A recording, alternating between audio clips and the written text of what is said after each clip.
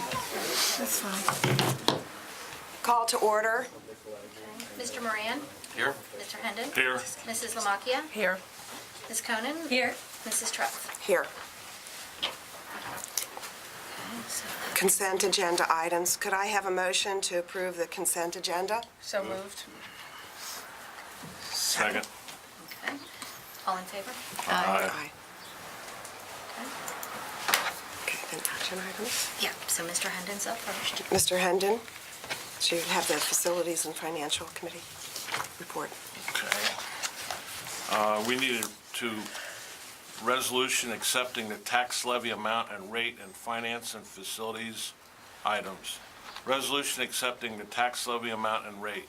Hamilton County Auditor Dusty Rhodes has forwarded to all county fiscal officers the following resolution for acceptance of 2018 tax levy rates and amounts. The resolution is to be approved by roll call vote and return the auditor before October 23rd. Resolution accepting the amounts and rates as determined by the Budget Commission and authorizing the necessary tax levies and certifying them to the county auditor. Board of Trustees, Revised Code Sections 5705.34, whereas the Board of Trustees of the Public Library of Cincinnati, Hamilton County, in accordance with the provisions of the law, has previously adopted a tax budget for the next succeeding fiscal year commencing January 1st, 2018, and whereas the Budget Commission of Hamilton County, Ohio, has certified its action thereon to this board, together with an estimate of the county auditor for the rate of each tax necessary to be levied by this board, and what part thereof is without and what part is within the 10 mil limitation. Therefore be it resolved by the Board of Trustees of the Hamilton County Public Library, Cincinnati, Ohio, that the amounts and rates as determined by the Budget Commission in this certification be and the same are hereby accepted, and be it further resolved that there be and is hereby levied on the tax duplicate of said joint district the rate of each tax necessary to be levied within and without the 10 mil limitation as follows. There's a table there that lists the summary of amounts required from general property tax approved by the Budget Commission and Hamilton County Auditor's tax rates. And be it further resolved that the clerk of this board be and is hereby directed to certify a copy of the resolution to the Hamilton County Auditor of Hamilton County. Next item is Public Records Policy. Public Records Policy presented in August had some slight modifications after being reviewed by the Hamilton County Prosecutor's Attorney Office, requesting approval of the updated policy, Exhibit 1. Project updates. 216 ongoing maintenance project. All the work has been completed. There's one change order has been approved and submitted for confirmation for DeBra Kemple, the amount of $6,469. The following is for information purposes only. There's a 7-year projection update. In June, we provided history and projections starting with 2010 through 2021. Since that time, the Public Library Fund has been updated and the staff salary increase has been factored in. Below is a chart summarizing the revenue and spending projection with zero increase in revenue. 3% expense growth and $2 million per year in transfer to the capital fund through 2018. The current fund balance will be depleted in 2021. And there's a chart which is available there for your review. The funding update is in June. Also in June, library staff presented a summary of state and local funding for each of the major metropolitan library systems in Ohio. Since Hamilton County has one system, Franklin County has 7 systems, Cuyahoga County has 9 systems, we are presenting a similar summary for each of these 3 counties with all the systems in each county combined. And you can see by the chart that we fall way behind as far as local funding for our library. Majority of the Cuyahoga County comes from local funding, as does Franklin County. Overall funding, local funding per capita, Hamilton County is $22.37, Franklin County $57.23, and Cuyahoga County $75.17. North Building MAI appraisal. Library requested RFPs from the following firms for the appraisal of the north building: Jackson Advisory Group, Pillar Valuation Group, and Gem Real Estate Advisory Group. The firm selected was Pillar Advisory Group for $6,500. And they did an appraisal report, which is available on the website, and the summary listed in the minutes here. The opinion of the market value is, final opinion of the market value is $3,900,000. Project updates, 217 roofing contracts. Contracts for both projects have been signed. The work is underway and expected to be completed by March 2018. Sale of renting property, a contract with the buyer was signed August 31st, 2017. We're approximately halfway through the 90-day due diligence period, and there's nothing to report. June 2017 board meeting minutes. A member of the community inquired about the vote taken on the Facilities and Finance and Audit Committee report in June. There were concerns about the vote being unanimous after the individual viewed the video. Library staff has confirmed that the two members in question, Mr. Hendon and Mr. Wright, that they were both in favor of the report. Okay, then there's a public records policy exhibit, which I'm not going to read. You can see that online. So we need, let's see, we need to vote on the resolution for the tax levy amount. Well, you should do the whole report. All right, I move that we approve the whole report. Okay, we'll do a roll call. Mr. Moran? Aye. Mr. Hendon? Aye. Mrs. Lamacchia? Aye. Ms. Konen? Aye. Mrs. Trout? Aye.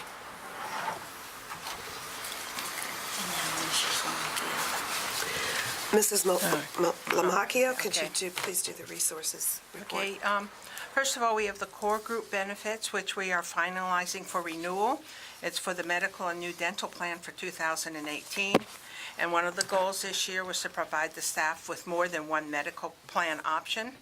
And we will continue to provide the same Anthem Health Savings Account plan, which is HSA, which we've had in previous years, along with a new Preferred Provider Organization plan, PPO, and it's also offered through Anthem.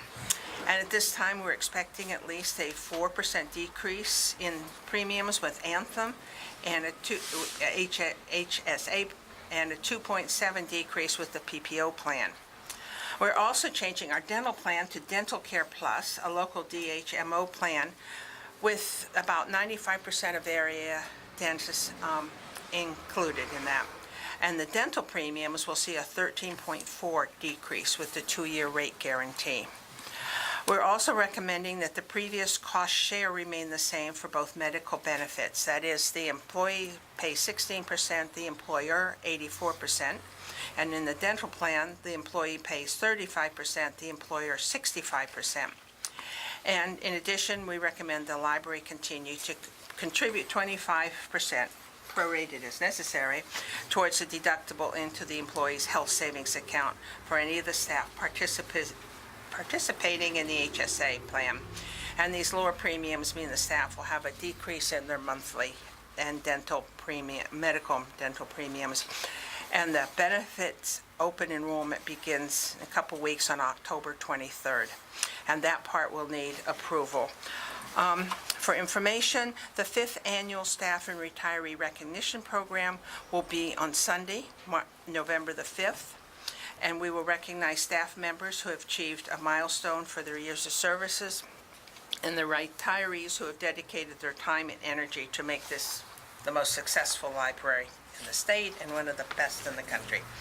The recipient of the Impact Award, of the Bunny Daner Prize, and the Rookie of the Year Award will also be announced. And the event, as I said, will be November 5th in the atrium from 5:30 p.m. to 7 p.m. And everybody's invited, the board, the staff, retirees, friends, family.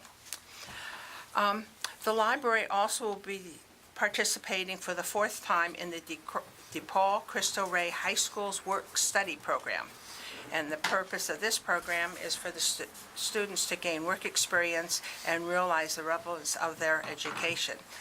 At the same time, providing a service to local businesses and organizations. And DePaul has secured donations for 6 students to be placed with the library. They will work with clerical work, shelving, and basic customer service duties directed by the library staff. And we want to thank Deer Park and Forest Park branches for participating in the work-study program this year. The United in Sharing campaign started on September 15th and ends October 13th, which is the end of this week. Of our United in Sharing campaign, we've invited staff to bring in items that would be donated for school-age children. The library collected over 5,800 items, from glue sticks to tissues. And on September 21st, the managers put them together in bags of supplies for the children. Over 420 bags were stocked, and they'll be donated to the Cincinnati Metropolitan Housing Authority's Millville location, where we're planning an event to hand out all the bags. Now, I'm going to move to approve the core group benefits. Second. Okay, Mr. Moran? Aye. Mr. Hendon? Aye. Mrs. Lamacchia? Aye. Ms. Konen? Aye. Mrs. Truitt? Aye. Now, public comments. Public comments? Mr. Moran? Yeah, first of all, I want to thank all the guests for coming to our Mount Healthy branch. We have 10 people signed up to speak. I want to remind everybody that each speaker is allotted 3 minutes of time, and also remind everybody to be respectful of each other. So first speaker is Dewey Estep from Cincinnati, Ohio.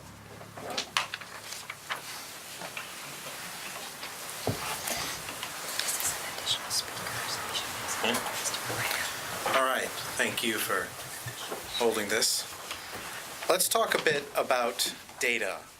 I am a mathematician by trade. In fact, I'm a professor over down at UC, and nothing makes me angrier than seeing people use my subject, my passion, to disingenuously support their own agendas.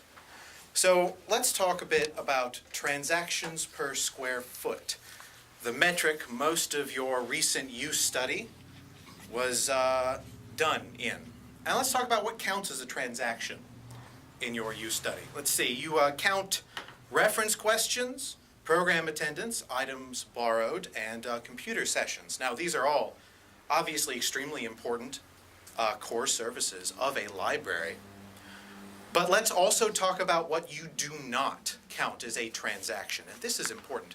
You do not count as a transaction buttons or banners or anything made in the makerspace. You do not count as a transaction a child spending time in the children's garden, in the children's library, maybe waiting for their parent to finish their work. You do not count as a transaction playing a chess game, which at this point is almost the entire use of that little bridge between the two buildings. None of that is counted as a transaction. And all of that really takes place entirely in the north building. But you still count the square footage of the north building in your calculation.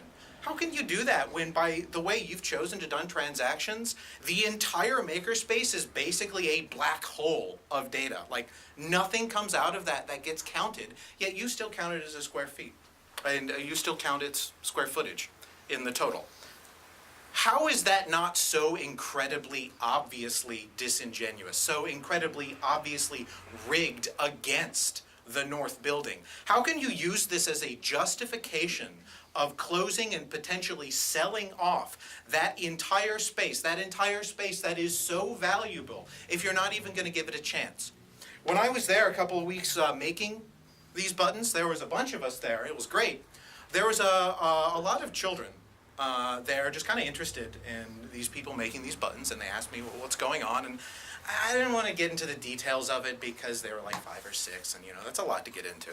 But I told them that some people were thinking of getting rid of this building, and they were shocked and terrified. And one of them looked up to me and said, "But this is where everyone goes." Thank you. Thank you for your comment. Okay, next speaker is Griffin Ritzy from Cincinnati.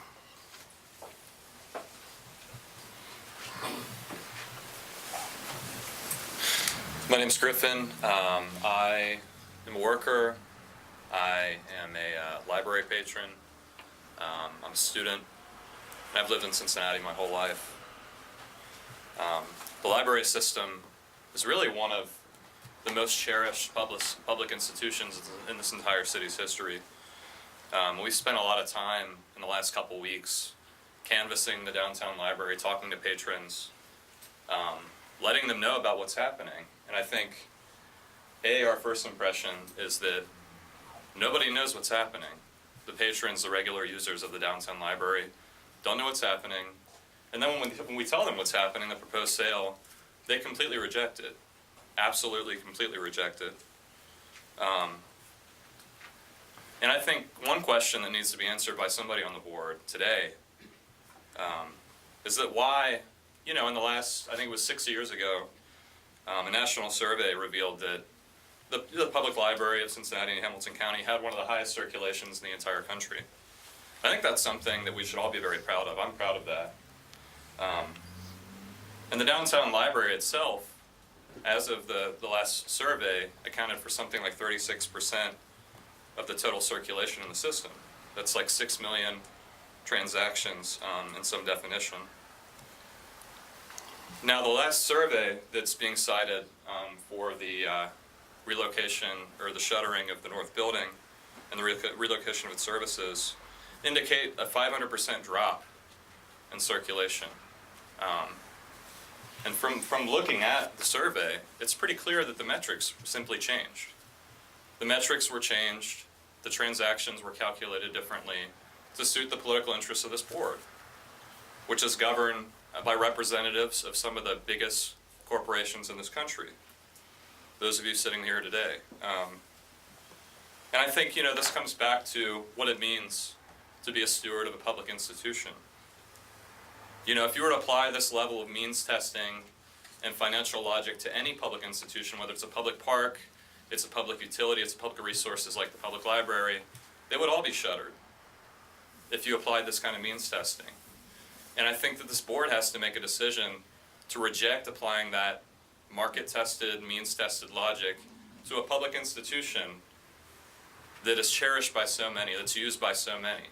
A place where anyone can come in and have shelter from our cold, bitter winters, in a place where people can advance themselves and advance our communities by exploring the resources of the library and using it. And it's a public space that if it's sold, we're never going to get back. And I think that this board has a duty to protect it and to not sell it off to private interests.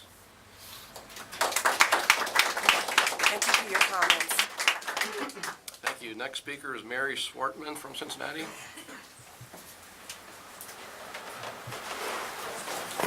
That's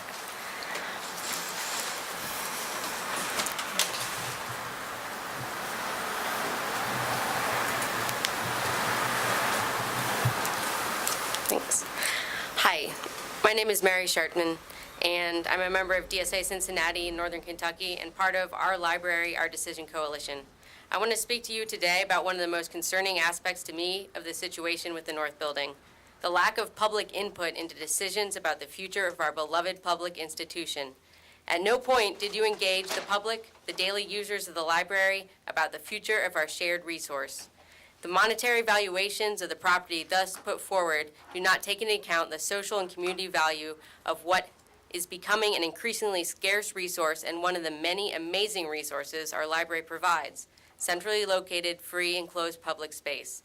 As library patrons and community members, recently we came together this past weekend and asked ourselves about the public future of the North Building. How could this building be used in a way that would reinforce the library's mission? How could this building provide a public service?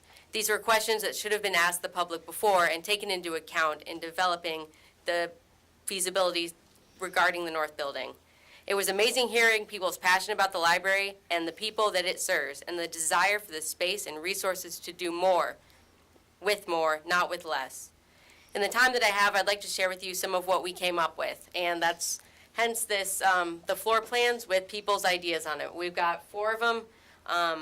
We spent about 3 hours talking about finding ideas people could come up with. How could there be more put into this space? How could the makerspace be expanded? Increase co-working space and programs, a tool lending library, having gardening classes for kids in the children's garden, a play space for kids to have to themselves. The Homework Help Center is amazing. How could it be expanded? What about Life Skills Center for Adults, assisting with navigation of public services, access to legal aid, a health clinic, cooking classes, a volunteer corps? We spoke to the fact that our community has many needs and needs accessible space to address them. How are we shuttering this public building when we're currently in the midst of the opioid crisis? People need access to health services, access to social workers, social services, resources for people experiencing homelessness, affordable food, educational opportunities, volunteer opportunities, childcare. There are so many ideas and long-standing public needs. Selling off our public capital makes no sense. If this property is sold to private hands, we are never getting it back. Instead of cutting it in half, we need to be filling it up to the brim and increasing outreach to make our main library an ever more key resource for all within the city. And we've been speaking out about this, and we will continue to speak out about this. This is our library, our decision, and we need to fill it up to serve the people. Thank you. Thank you for your comments. Thank you. We have Vince Tofola from Cincinnati.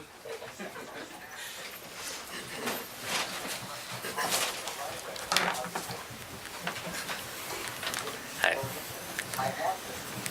All right. So at the beginning of this campaign, a friend sent me a list of the powers and duties of the library board, as articulated in state law.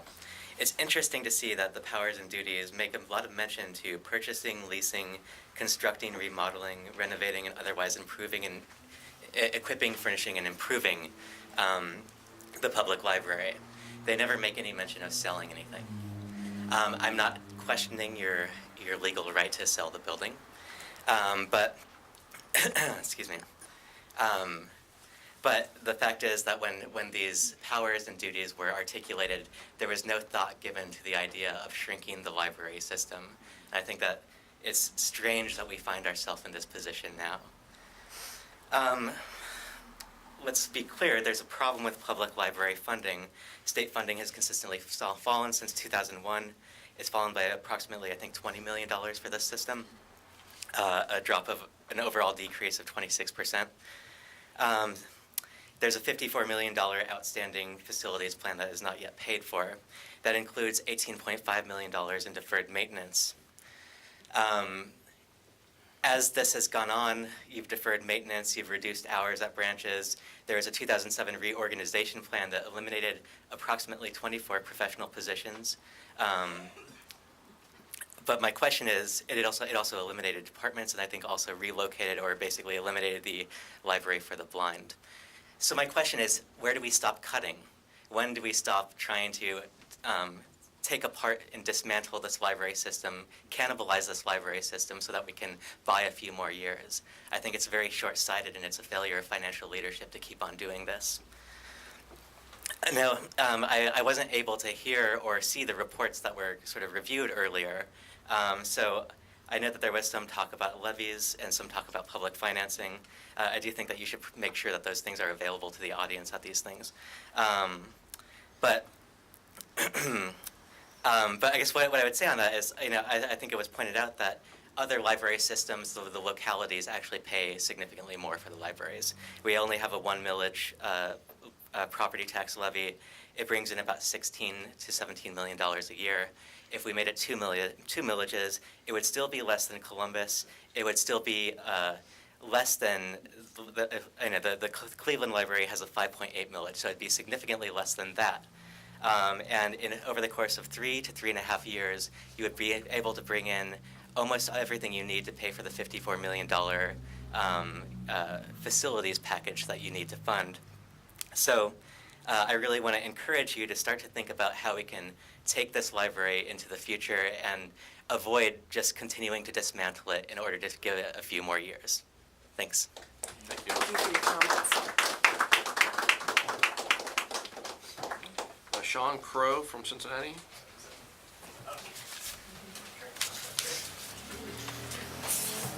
Hi. Good morning. Morning. Hi, my name is Sean Crow. I'm an academic librarian at the University of Cincinnati. I am the 2003 recipient of the Pilch Rookie of the Year Award, and I'm also the endorsed candidate for the Our Libraries, Our Decision campaign, the endorsed candidate for the Board of Trustees. It's not really an election, really. It's the county commission that will be selecting. But I put in my application to serve because I see some issues with the board, and I think that I could bring some valuable diversity to the board. I had a few remarks that I'd like to make about recent things that have been going on. I think I noticed that in the board minutes in as recently as June 2017, there was some mention of sort of non-traditional analytics, and I think that this is really good. There was mention of Orange Boy looking at some non-traditional uses of the library, and I think it's a little disappointing that this has not risen until more recently, that this should have been factored into the planning for the North Building. I know I heard at the county commission meeting when this board was called to talk about the issue, there was some discussion of the recent surge in Over the Rhine and the neighborhoods around the building, and that had not resulted in any kind of direct increase in door counts. And I find that idea a little bit laughable, considering what's happened to the North Branch recently. It's been sort of hollowed out, and I think that you need to make spaces attractive and inviting if you want people to come. When I say this, I think of investing in facilities in the model of the teen center downtown, which I think Paula Bremheger was actively involved in, and I think that's a model for any library space, really making this place inviting for a target audience. And the target audience for the downtown library really it's not just downtown. It's everyone. I spoke with someone here who goes for a jazz series downtown frequently, but lives in Finneytown. I live in Fairfax, and I bring my daughter to the children's section of the downtown library. She has opinions about that children's section, too. There's not enough play space. She likes to pull books off the shelf and then run and play, and there's just not really quite enough there for her, especially when you compare to our Marymount branch, which has a few more toys, but that's just her opinion. Let's see. I think I would encourage this board to recognize the value of space, and I think that hasn't really come out in the minutes or in this approach to the North Building, especially considering that we heard that there's a much lower valuation for that building. I see this as an opportunity to recognize the value to the public, not a monetary value, but a value of use, non-traditional use. I urge you, make the space inviting, recognize that this is a branch for everyone, and I thank you for your time. All right, thanks a lot. Thank you for your comments. Next, we have Chris Reckers from Covington, Kentucky.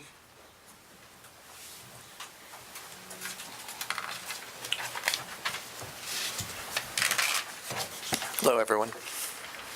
I don't have too much to say because most of what's been said, I wouldn't want to reiterate too much, but definitely selling off the public library, if it were to occur, would be a grave mistake. It's a temporary fix that doesn't fix the entire problem of financing altogether, and it would be better used culturally for some kind of public use in a way that enriches the city itself, as they're doing more and more things to revitalize the city, just like the Blink Parade that will be coming up shortly. You want to have things that make the city more inviting and more encouraging, and what a better way than having something that helps out the public altogether, something that helps out people at all different levels, all different cultures, all different races. You want to have some place that's for everyone. That's all. Thank you. Thank you for your comments. Stephanie Phillips from Cincinnati. Hello, I'm Stephanie, and I'm part of the Our Library, Our Decision campaign. And I wanted to share something that came out of the meeting that we had last weekend that Mary reported on earlier, where we had the public kind of discuss some greater uses of the North Building. It's a book that I made based off of somebody's list of things that they do and have done in the library, because it is quiet, warm, public, and near resources and services. Find quiet, walking contemplation, see the city, people watch, write assignments and courses, program, escape. Many places are full of screens and music. Grade papers, homework, study for standardized tests, write, wait before and after other activities downtown, study work and escape cold. Many spaces, even privately owned ones, are cold in the winter. Natural space with seating and Wi-Fi and gardens. Draw, illustrate, research, gather books, printed papers, notes, and drafts of writing in the same physical space.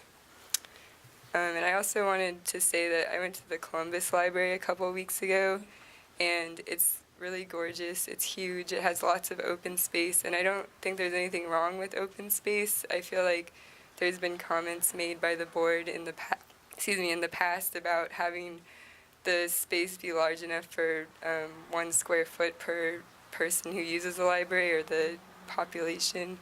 And I feel like that's incredibly tiny. Like right now I'm probably taking up more than 1 square foot, and that's like the size of cages for factory farm chickens, and that's kind of messed up.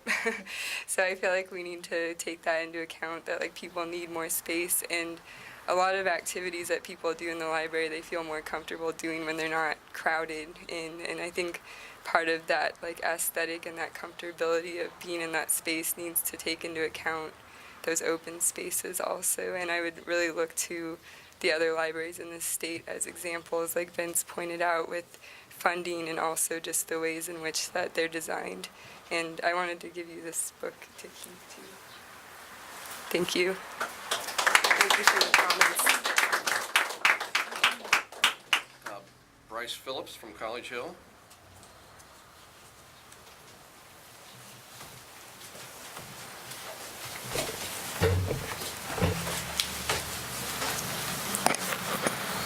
Hello, everybody. This is debatable whether this is even a public meeting. I'm not thrilled to be here at this hour, but here I am anyways. I think part of the confusion here may be about sort of the concept of ownership.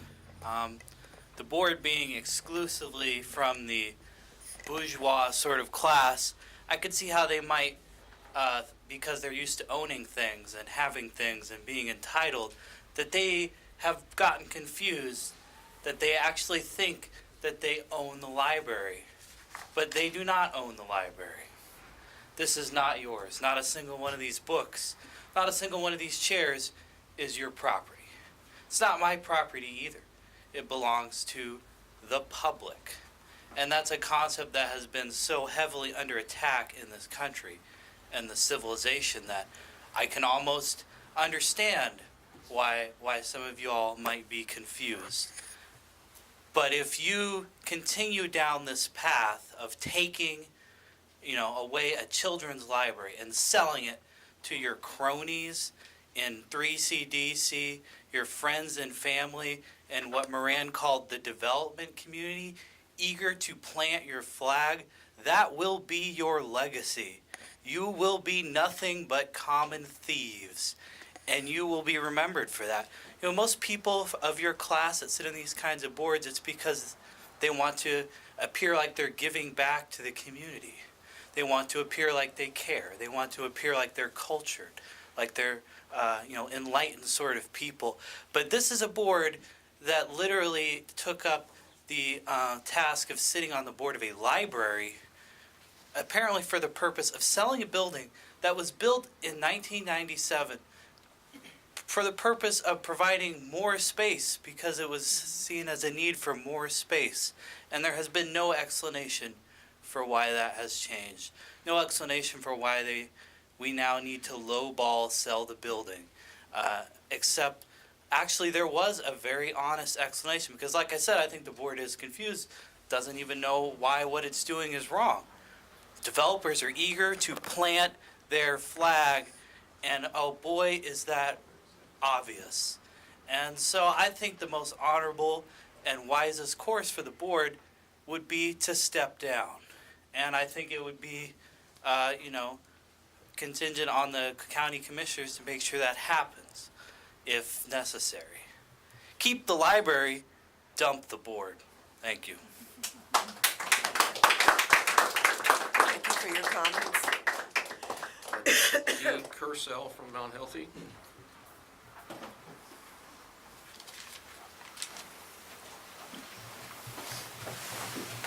Hi, I'm actually going to be the outlier here. Everyone else has been speaking about the downtown branch, and actually, I'm a member of the local CDC, the Mount Healthy Renaissance Project, and I'm just wanting to express concerns, a long-term educator here, about the branches. I did read something in an article not too long ago about Mount Healthy and Green Hills and several other branches being identified as being replaced. And I'm not sure what that language actually means. I mean, we're in this space, and as you can see, it's been brightly decorated, it's heavily used, and I'm just worried about what that word means, if it could be clarified, if you're going to look for larger space in our community, which is what I would hope. There was some talk about 5 years ago about closing this branch, and I remember going to the meeting that was held at the high school. There were 500 people there. And we were all very excited about the prospect of people being so engaged in wanting to keep this site or a site in our community active and available. Every time I've been in here, I've seen it fully utilized. And there are children here, there are lots of adults here, all the computers are being accessed, a lot of resources, there's a lot of traffic here, and I don't mean outside the door. So I'm just appealing to you to keep us apprised of what's going on with the branches too, and make sure that there's some engagement. I know the people on my CDC would be more than happy to have a chance to meet with you and to talk about this when it gets to the point of considering and targeting specific locations. Thank you. Thank you for your comments. Karen Mandel from Mount Healthy. Hello, thank you. I am a regular user of this library branch. I see it, as Dee mentioned, filled to capacity every time I come in. I want to speak as a Mount Healthy resident on how important it is that you maintain ownership of the north building downtown. When I am downtown, I also see that building and the other buildings very occupied by patrons and utilized. I agree with the previous speakers who said you asked the wrong questions, you used the wrong metrics.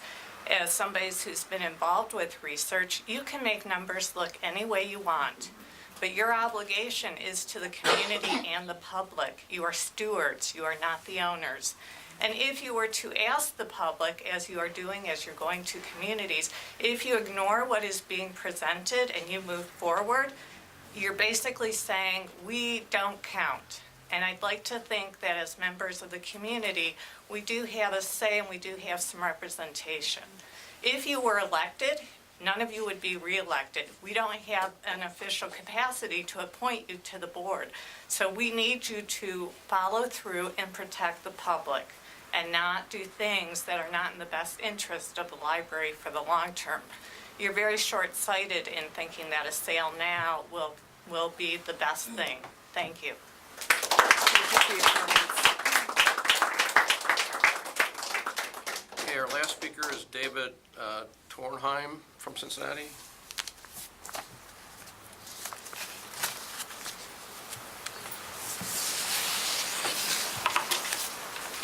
Hi, my name is David Tornheim. I've been a resident of Cincinnati for the last 5 years. I grew up here on the east side. I've also even worked at the library in Marymount Branch as a kid. I've used the downtown branch when I was a kid, and I've used it more recently. I hear it's underutilized. I don't believe it. In fact, there's not as many books there as there should be. So it should be expanding rather than contracting it. I agree with almost all the other speakers here about the importance of public use being retained for that building. And also, if I have the statistics right, the square footage you're supposed to have by library metrics, you're under it by half. So you shouldn't be contracting, you should be expanding. And I know that there are budget issues, and I would actually support a levy if you want that for your building projects. Also, I'd like to point out, you make the claim that the downtown library is too big, but I'm not buying that. I mean, it's the centralized location for the entire library system here. It should be the biggest by far. And if you look at these little branch libraries, you can see how small these things are. There's probably not going to expand them. I've seen the one in Clifton, it's the same way. So your metrics, of course, you're going to get a higher usage per square foot on these little ones. I'm not buying those numbers. So we need to keep it. Also, I'd like to reiterate, the appraisal of $8.5 million, that's unreasonable. It's too low. Even the assessor found that. It came out at the city commission, and the city commissioners invited you all to come, and only only a couple of people showed up. I don't understand that. That's a real issue.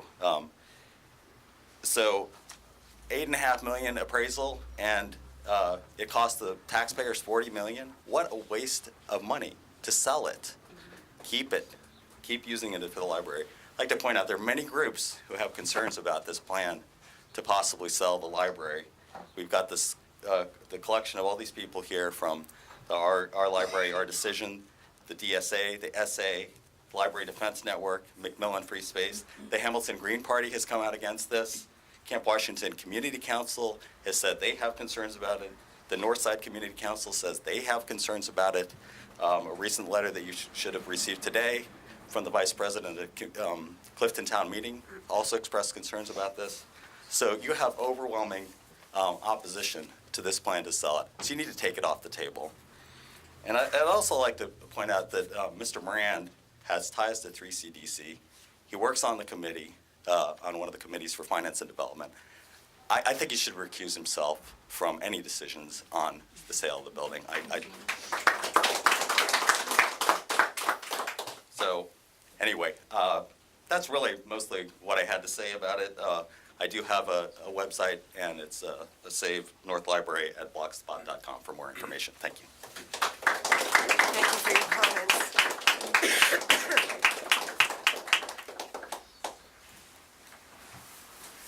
You ready for me? Yes, informational items. Thank you.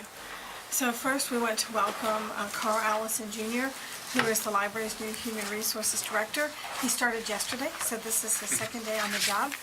Carl comes to us from Cincinnati Children's Hospital, where he was Senior Director, Senior Human Resources Business Partner. He has over 15 years serving large organizations as a human resources professional. And he received his Bachelor of Science from Northern Kentucky University and a Master of Organizational Behavior from Brigham Young University.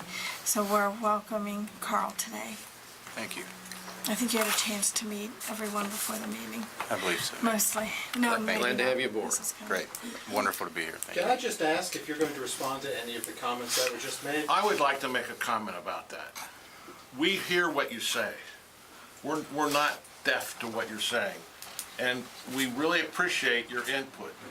You commented early on that we were not open. We were not willing to be, what's the word I'm looking for? Transparent. Well, this has made it very, very transparent, and we appreciate your comments. I would like to get a copy of that board that listed all the possibilities for use of the north building. If you can make a list, I would like to see that. That's just my comment, and thank you very much for your comments. But no, we do have public comments. I'll say something else. This is a board meeting. We are not required to have the public come in and speak. This is... What? No. Are you kidding me? Excuse me, we are not required. This is a public institution you are Excuse me. running. If you do not get anything from us, what are you doing? Excuse me, but we have allowed, over the last number of years, to have the public come in Allowed. How and gracious. talk. Thank you. According to the Ohio Open Public Meeting Act, you are required by law to allow the public in these meetings. And It's to not a attend. magnanimous Yes. act on your part. Yes. It's only because of the law, and we had to call you out on that very To directly. attend, and we've allowed the public to attend every meeting. It's an open sunshine law. And we are glad you are You coming. didn't allow it. The We law listen, required it. but it is a board meeting, not a press conference. How nice of you to follow the letter of the law. You know why that thing exists. That exists for you to be accountable to us. If you sit there and barely respond unless we call you out, what's even the point? You need to be talking chair to is in us, command of the not meeting. us just talking to a wall. Okay, well, thank you for your comments. We will I take would them. love to hear more of yours. So we will Okay. proceed with our meeting. Thank you. Yes, it is. So we have received 2 commendations from the Ohio House of Representatives. Representative Bridget Kelly sponsored a commendation. So just gonna keep doing this, huh? We will ask you to leave so that we can complete our business meeting if you cannot attend without speaking. Yeah. It is our business meeting as well. Thank you. Chris, would you please notify security to be on standby? Thank you. Representative Bridget Kelly sponsored a commendation recognizing the library for being deemed the second busiest public library in the United States in 2016. And Representatives Bridget Kelly and Catherine Ingram sponsored a commendation recognizing the library as the recipient of the 2017 Ohio Library Council Innovation Award. From October 12th through 15th, we will be participating in Blink Cincinnati, this light, art, and projection mapping event. The event will feature large-scale projection mapping installations, murals, urban artscapes, media light, and interactive art spanning 20 city blocks from the Banks to Finley Market, roughly following the streetcar route. The installation of the library at the library will be called Storybook and is located on the Walnut Street Plaza. The 2 walkways to the Walnut Street entrance would be lined with lighted fabricated trees, leading to an enormous open storybook featuring Peter Pan characters. In September, the Public Library Association asked that I be part of a panel to discuss how the national opioid epidemic is affecting communities of all sizes and the public libraries that serve them. During this virtual town hall meeting, panelists and participants shared ideas and plans to address this ongoing issue. More than 1,000 people attended the town hall. And on October 19th, Greg Edwards, our Chief Customer Experience Officer, and I will present Going Fully Mobile in Your Library as part of an Ideas and Inspiration online education series. We have our rehearsal for that tomorrow. Several staff members also made presentations at the recent Ohio Library Council Convention.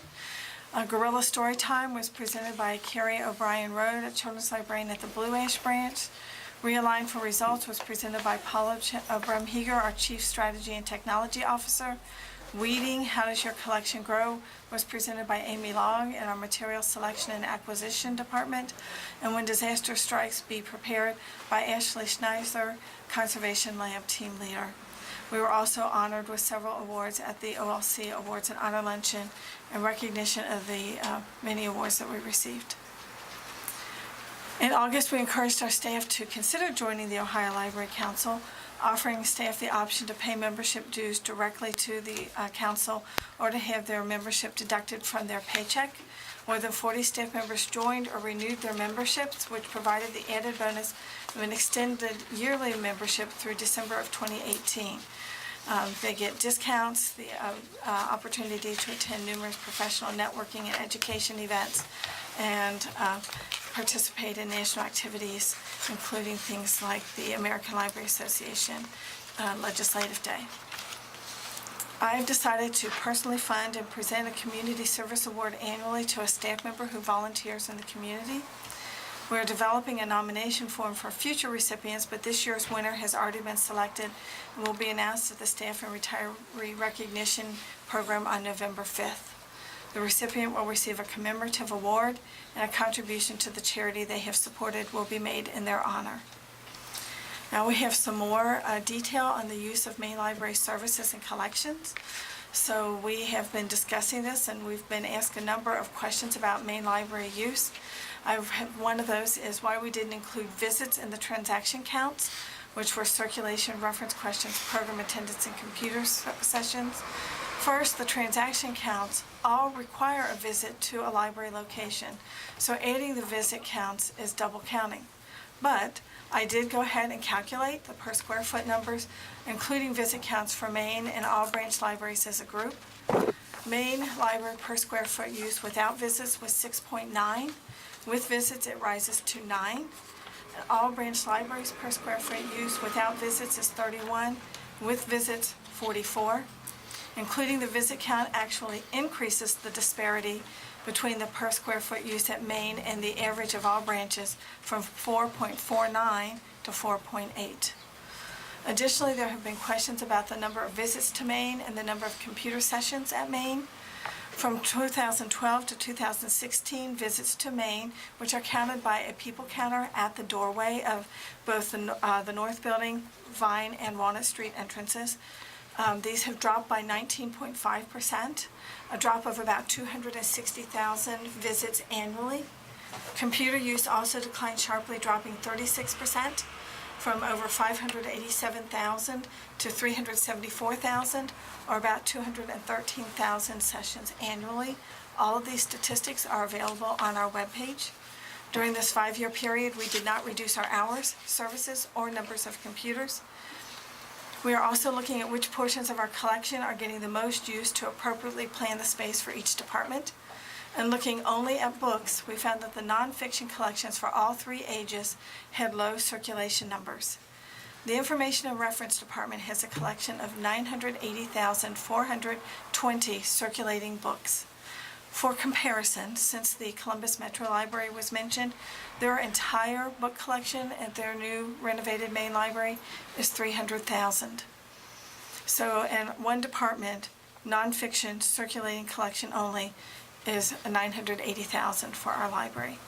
Of these, 754,905, or 77%, had not been checked out at any location in the previous 2 years. Extrapolating from a sampling period, about 92,000 books from the Information and Reference collection are checked out at Maine each year. At Maine, 4 Dewey ranges account for nearly 74% of the items borrowed.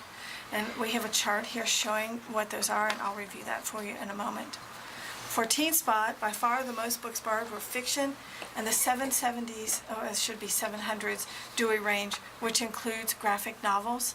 The remainder of the nonfiction collection circulated an average of only 22 books a week during the sampling period. In children's, the single largest category was easy books. Although those are sometimes fiction, they are also sometimes nonfiction, so they're cataloged by their reading level, so easy books.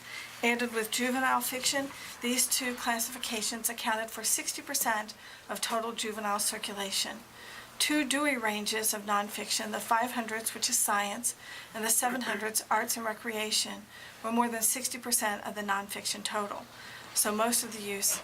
So when constructed, the main library was intended as a research facility with extensive collections of nonfiction periodicals and public documents.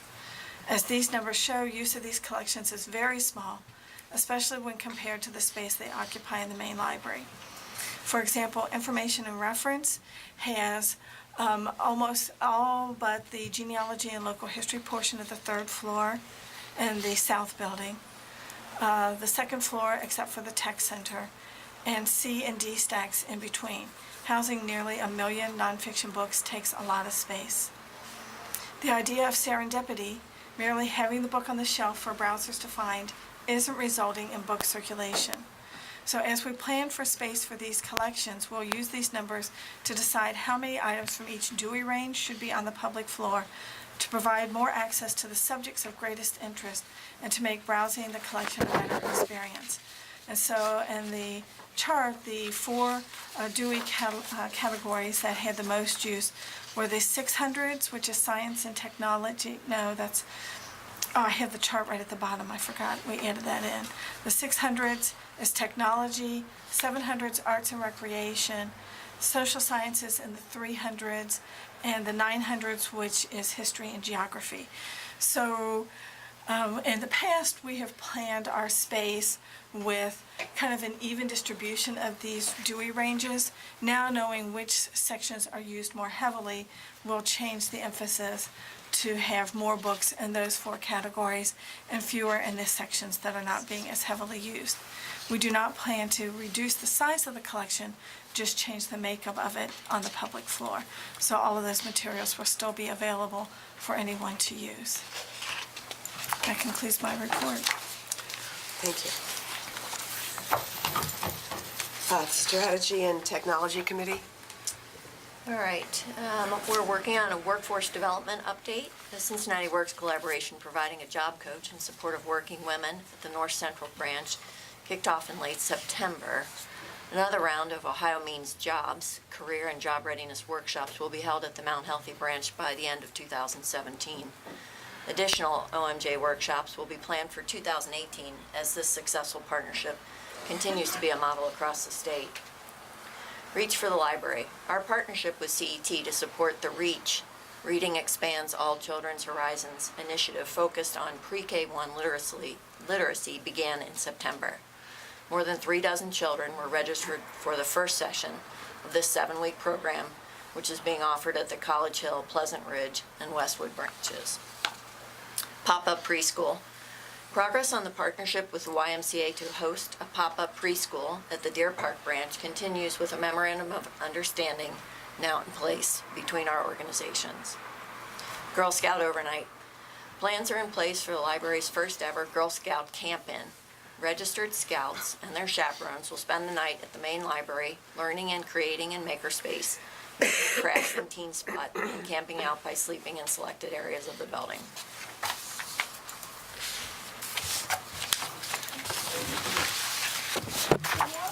Speak up for those of us who are hard of hearing. Okay. I can't hear you. She asked that we speak louder because she can't hear us. Okay, I couldn't hear you either. Okay, the Library Experience Committee. Are you going to do that when Betsy Okay. says Mr. Wright is not here? All right, we'd like to introduce the Mount Healthy Branch Manager, Elizabeth Hartlob. And Greg, I'm going to give you that. Sure. Elizabeth began her career here with the library at Hyde Park Branch in 2001 as a part-time LSA, while completing her bachelor's in international affairs at Xavier. In 2003, Elizabeth moved to Bloomington, Indiana to pursue her MLS at Indiana University. Upon graduating in 2005, returned to the Hyde Park Branch as a part-time library services assistant. She was promoted to teen services librarian at Hyde Park in 2006 and worked as a teen librarian at Marymount, North Central, and St. Bernard. She was promoted to her current position as branch manager here at Mount Healthy in July of this year. Elizabeth currently serves on the staff morale team, is a 2016 graduate of Tomorrow's Manager program, and received a Rufus Award in 2017 for cooperation and teamwork. And Elizabeth will talk a little bit about Mount Healthy. Hello. Thank you so much for coming to Mount Healthy and welcome. Excuse me. Just want to tell you a little bit about what's going on, even though I'm pretty new, as Mr. Edwards said. I'm not new to the library system. Sorry. So Mount Healthy is kind of a branch of new beginnings, starting with me as a new branch manager. We also have a new teen services librarian who started about 2 months ago. She's in her 2nd month. We also, our senior LSAs, this is her 2nd day here. So we also have a new homework help aide, which is a new service for this branch, which is really exciting. And she's in her 3rd week here offering that service. And we also hope to have, at the end of the month, a volunteer bring her therapy dog for children to read to the dog and the volunteer. And hopefully that'll be finalized and they'll start coming at the end of this month.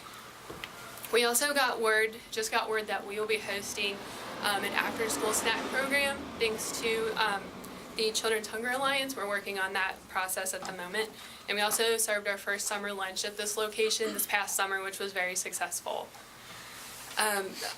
Amidst all of these new staff and services, I've been able to connect with a few of the organizations in this neighborhood. For example, the Center for Practical Living, it's a daytime care facility for adults with disabilities. They do come and visit this branch, and they're going to be coming regularly in November to have events. We'll do like coloring or bingo with the residents. And they've been coming anyway, but they wanted to come more regularly. We have 2 classes from Mount Healthy High School come visit once a month. And as mentioned, we are going to be hosting a job workshop with Ohio Means Jobs beginning at the end of this month. I've also visited the Veterans Transitional Housing, which is down the street, and I was able to visit their meeting and promote library services. And as it seems there's a lot of turnover of residents, I plan on visiting that location pretty often, encouraging them to come up to the library and use it. Every week we offer 2 different story times for children, and they focus on literacy and fine motor skills in children, which is very important, not just literacy, but other skills as well.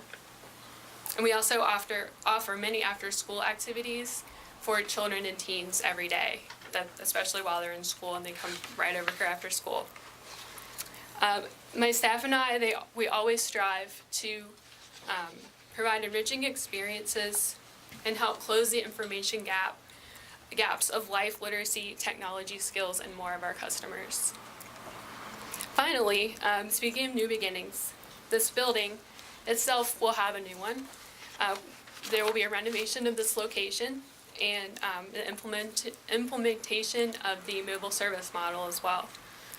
So we may be a small branch, but I and the rest of the Mount Healthy staff will continue to do our best to make a large and positive impact on the community. Do you have any questions for me? Or you can always ask me any other time, but, so thank you. Thank you. Is it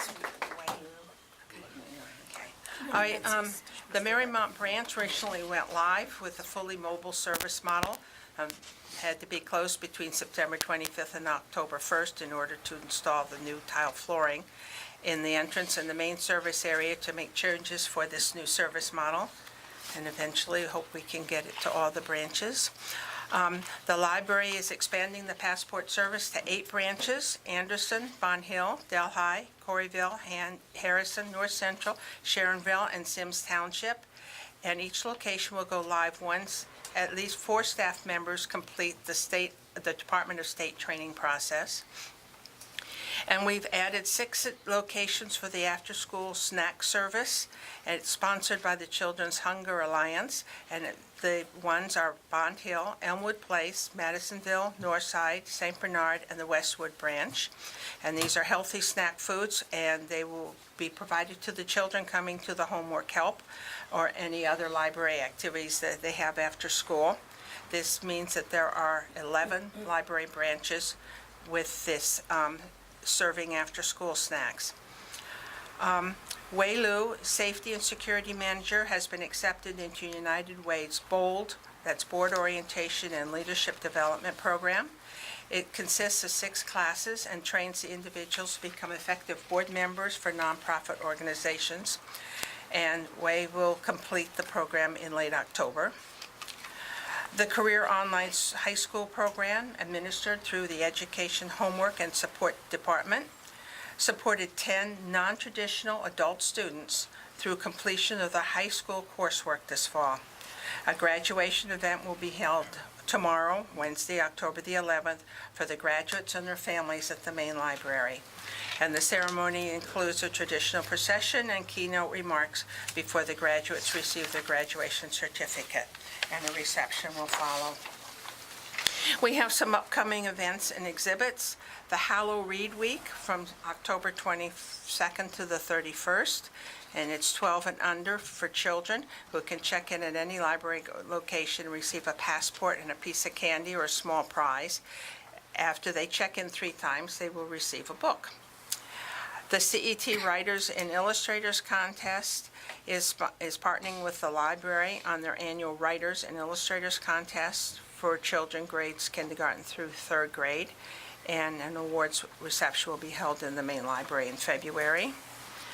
The Opioid Epidemic Community Forum will hold a community forum on November the 4th at 2 p.m. in the main library, and this is because it is affecting Greater Cincinnati. The panelists will include Captain Mike Neville of the Cincinnati Police Department, Chief Tom Sion of the Newtown Police Department and the Hamilton County Heroin Coalition, and Kevin Finn of Strategies to End the Homelessness. Podcast producer, creator, and writer Aaron Mahnke? Sounds good. Sounds good, okay.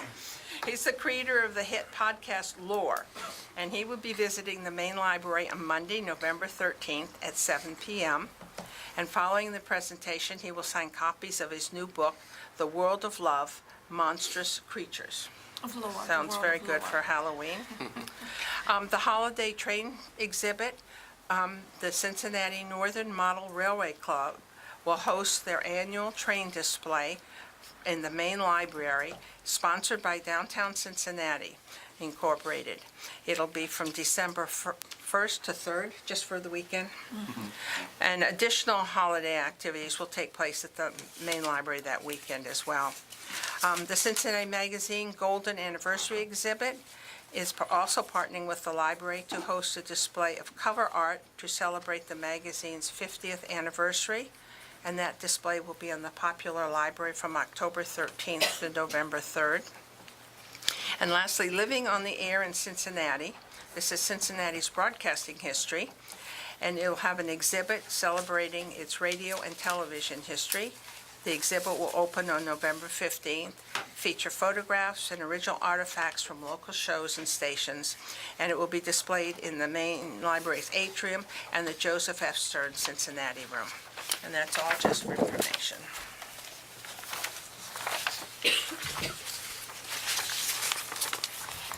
That's it. Move to adjourn. Before we adjourn, if I can say something, I'd just really like to remind everybody that obviously a lot of studies going on. No decision has been made about the north building of the library. We really appreciate everybody's respectful input, and we will seek more from other sources as well. So I just want to thank everybody for their comments. If no decision's been made, then why do employees of the North Building talk about it as if it's already happened? Why are things being? I don't know why they're doing that, but no decisions have been made. Can you speak to the status of resources being moved from the North Building to the South Building? We've heard this is happening. Is it? Like, what's going on? We're studying and nothing. I would like the boards to make itself available to the public to answer questions. A lot of questions have been raised in the conference. And I think, I'll take Mr. Hennon seriously at his word that if he thinks that, this is a body that's accountable to the public, I think that just you should motion to take maybe 15 minutes of questions and give answers. I think if this board is accountable at all to the public, it should be able to present itself publicly and take questions and answers. I mean, to me, that's like a very base standard for accountability, right? Do you want In any to after the board meeting? Just adjourn the meeting and I'll stay. Okay. I'll say Okay, after. at this time, we will adjourn the meeting. And then the next meeting will be December 12th at 9:15 at the main library. So you're not going to make a